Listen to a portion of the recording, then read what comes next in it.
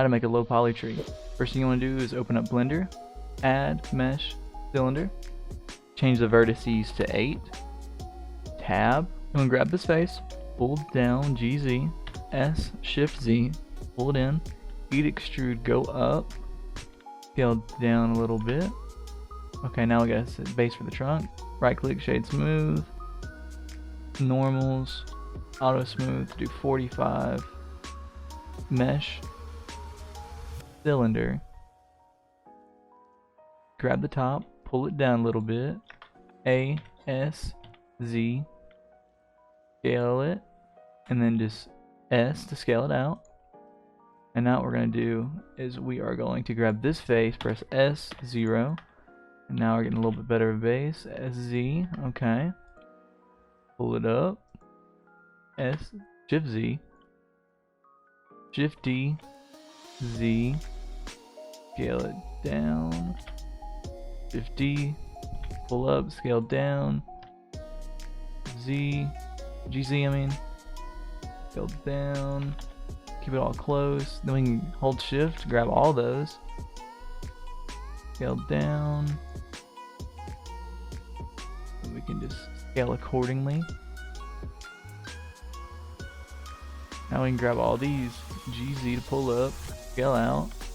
Okay, now we got all of these, we can grab them all, holding Shift, Control J to join them all together. Shade smooth, click auto smooth, 45. Now we need to do is press A, Shift A, click on either the Y or the X up here, U, project from view, and we're gonna pull this grid image out. Link in description for the grid image, by the way.